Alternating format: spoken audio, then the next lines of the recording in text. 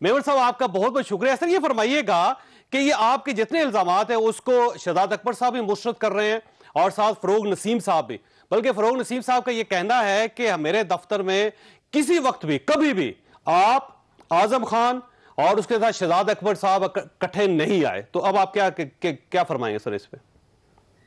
मैं ये अर्ज कर रहा हूं कि उन्होंने लीगल नोटिस दिया है तो अब जाहिर है बात लीगल नहीं होगी और इंशाल्लाह मैं लीगल नोटिस का जवाब भी दूंगा और इंशाल्लाह उनकी बड़ी मेहरबानी। लेकिन मैं ये समझता हूँ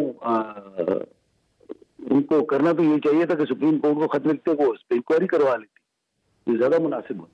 अच्छा, ये फरमाइएगा कि आपने फरमाया था ना सर कि हम पहले वज़ीर आज़म साहब से मुलाकात हुई, फिर शहजाद अकबर साहब मुझे और आजम खान साहब को साथ लेके फरोग नसीम साहब के दफ्तर चले गए। फरोग नसीम साहब ने कहा कि कभी दफ्तर में आए।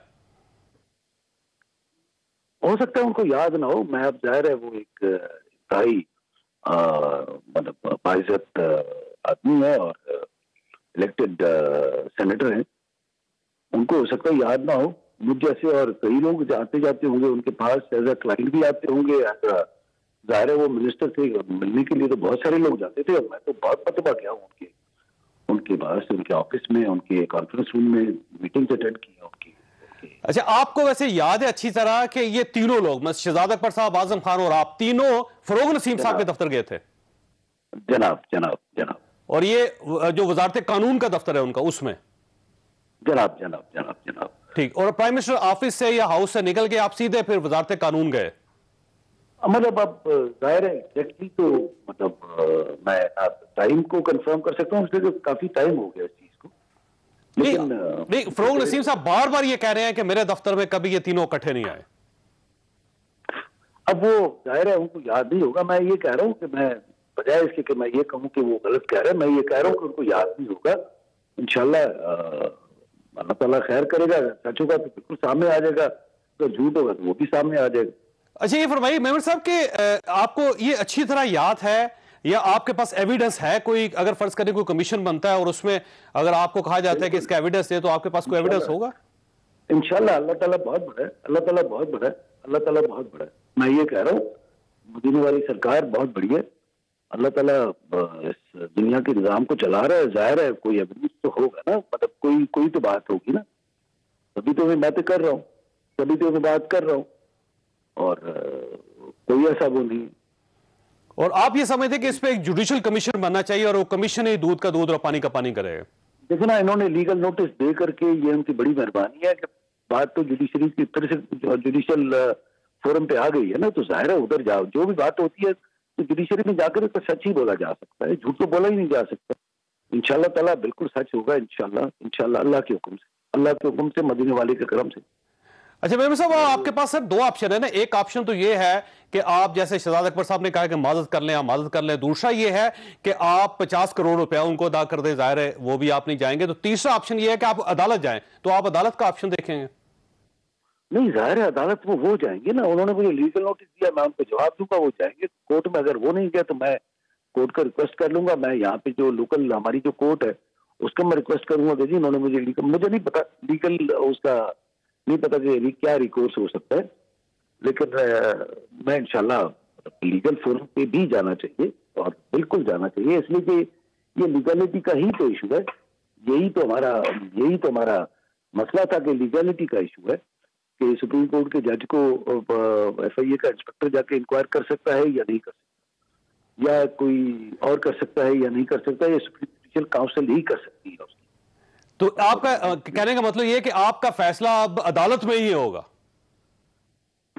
हाँ, मेरे ख्याल में होना भी अदालत में चाहिए। जाहिर है इट इज कोर्ट का मैटर है, बड़ा सेंसिटिव मैटर है और कोर्ट के जस्टिस का मामला है, सुप्रीम कोर्ट की ऑनरेबल जजेस का मामला है, उनके केस का मामला है, उनके पर एक एलिगेशंस लगे उनका मामला है, उनके खिलाफ इंक्वायरी उसका मामला है। और मैंने कहा ना, मैं तो 4 घंटे एसोसिएट रहा उसके साथ और जितना मेरा मुझे पता था उतना ही मैंने बात की है। मैंने तो ये आगे बात ही नहीं की, ना तो मेरा कोई उसमें था, मैंने तो बात ही उतनी की है जितनी मुझे पता थी।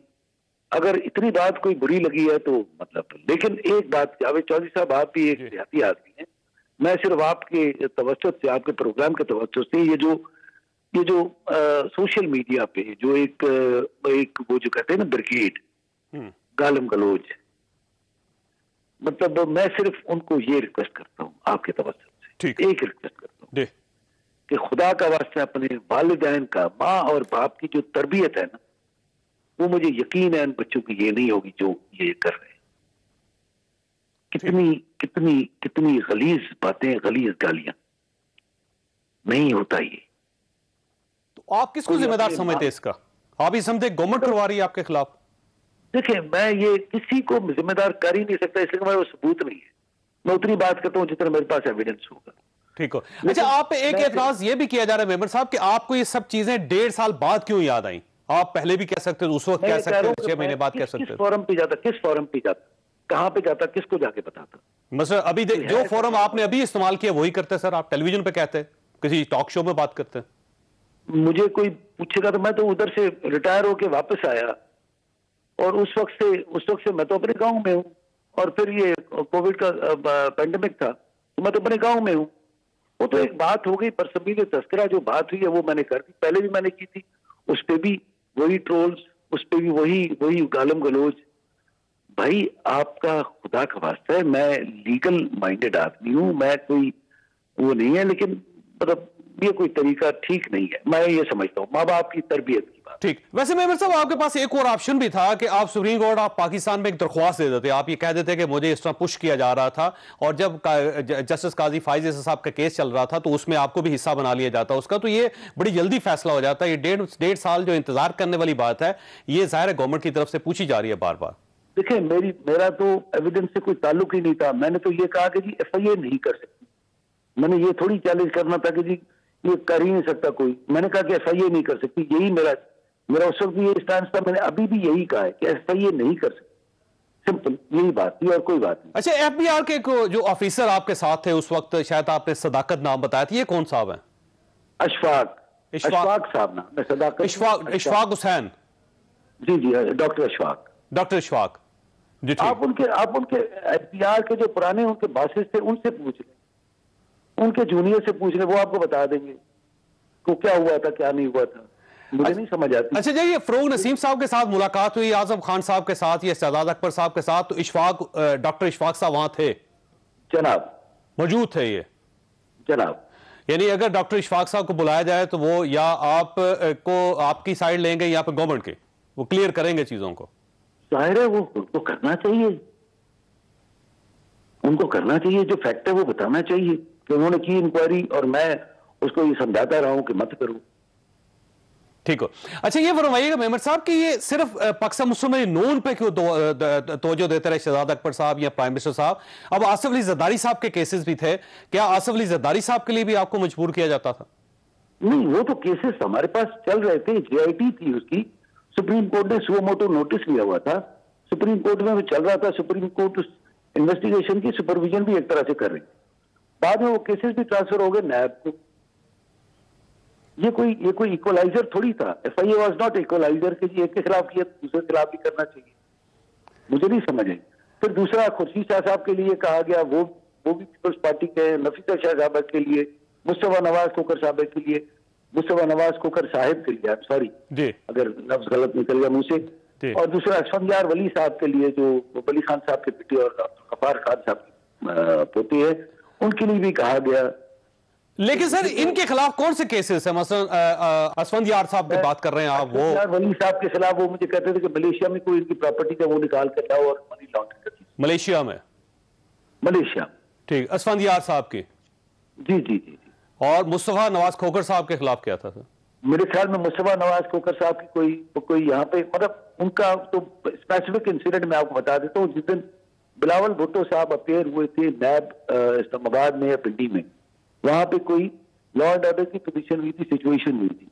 उस बात पे बड़ा गुस्सा था कि ये क्यों किया इन्होंने, तो इसी ने किया होगा सब कुछ, यही फाइनेंस करता है। कोई केस कहा जा रहा होगा ना आपसे कि ये केस खोल लें या वो केस खोल लें या प्रॉपर्टी उनकी कोई प्रॉपर्टीज है यहाँ पे पिंडी में इस्लामाबाद में, ठीक। उसके लिए कोई उनका खोखर पहले से पता नहीं क्या, मैं तो क्योंकि वहां का लोकल नहीं, मुझे पता नहीं।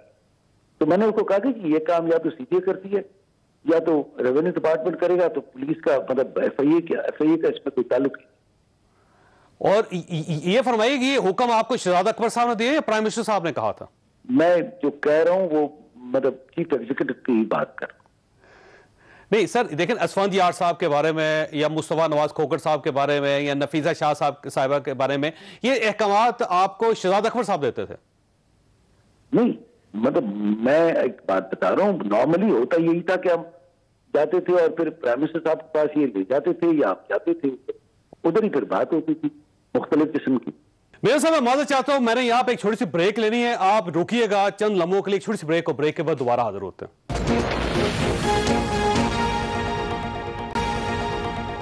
प्रोग्राम में दोबारा खुश आमदीद। बशीर मेमन साहब, एक सवाल यह है कि सिर्फ आप ही को क्यों कहा जाता था, जब नैब है गवर्नमेंट के पास, वजारत कानून भी गवर्नमेंट के पास है, पुलिस है? मैं आपको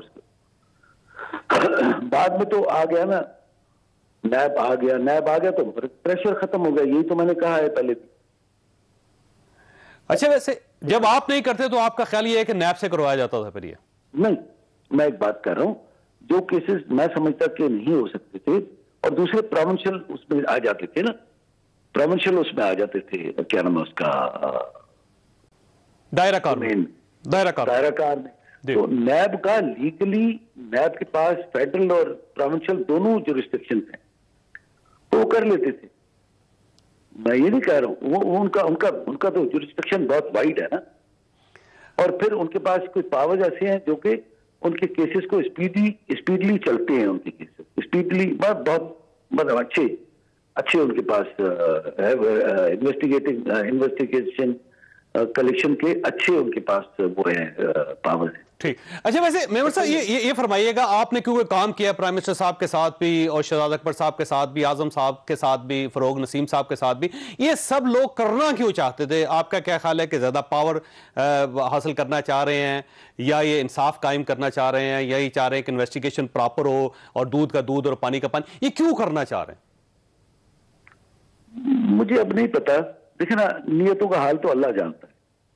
मैं ये कहता हूं कि नियत को सिर्फ और सिर्फ हम दरमियान लाते हैं ना, नियत वेस्ट में नियत नहीं चलती, कानून चलता है, और हमारे पास कानून मौजूद है तो हमें वो चलाना चाहिए, नियत तो बाद में। देखिए ना, जहां पे जो डेवलप्ड नेशन है वहां पे नियत को नहीं देखते, वो कहते कानून क्या है, वर्ड दिखाओ।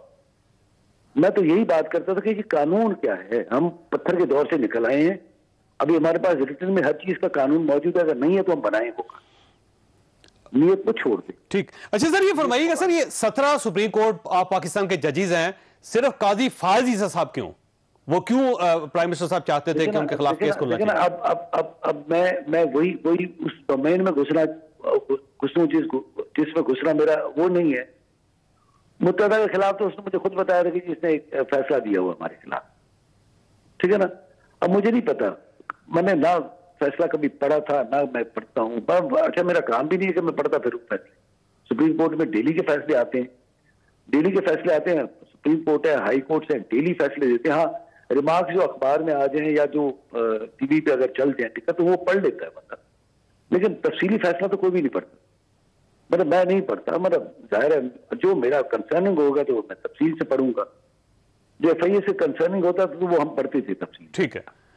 फिर उसको तो ख्याल ये था कि शायद काजी फायज ईसा साहब ने कोई केस ऐसा किया है जिसको जो फैसला पसंद नहीं आया वजीर साहब को, ये आप कहना चाह रहे हैं? ये और इंतकाम लिया जा रहा था उनसे? मेरा ख्याल है, अब जाहिर है मैं कोई मुझे नहीं पता। और सर वो केस कौन सा था, ये जो फैजाबाद धरना केस है या कोई और केस था सर? मैं थोड़ा सा आपको अर्ज करूं, मेरा ना तो किसी से कोई एजेंडा है, ना तो मेरा कोई वो है, मैं तो सिर्फ आपसे एक बात कर रहा हूं कि ये उसने खुद मुझे बताया था इस केस का फैसला दिया हमारे खिलाफ, आपको पता है, ये तो उसने कहा था, मुझे क्या पता। अच्छा, वैसे ये फरोग नसीम साहब का ये भी कहना है सर कि आपको किसी ने लॉन्च किया है और वो गवर्नमेंट और अदलिया के दरमियान लड़ाई कराना चाहते हैं, तो उन्होंने आपको लॉन्च कर दिया है। और दूसरा उन्होंने कहा, ये भी बल्कि गलत लफ्ज बोले उन्होंने कहा कि शायद आपका दिमागी तवाज़ुन ठीक नहीं है। वो मतलब जाहिर है बड़े आदमी हैं, बहुत बड़े लॉयर हैं पाकिस्तान के, और वो सेनेटर भी हैं, इलेक्टेड सेनेटर हैं, मिनिस्टर भी हैं। मैं एक रिटायर आदमी हूं, मैं उनको क्या जवाब दे सकता हूं? यही कि अल्लाह ताला आपको खुश रखे। और सर ये भी कहा गया है कि आपने कुछ जहाज के सफर के दौरान उनसे फेवर लेने की कोशिश की थी, अपने बिजनेस के बारे में को बात की थी या जमीन के बारे में बात की थी?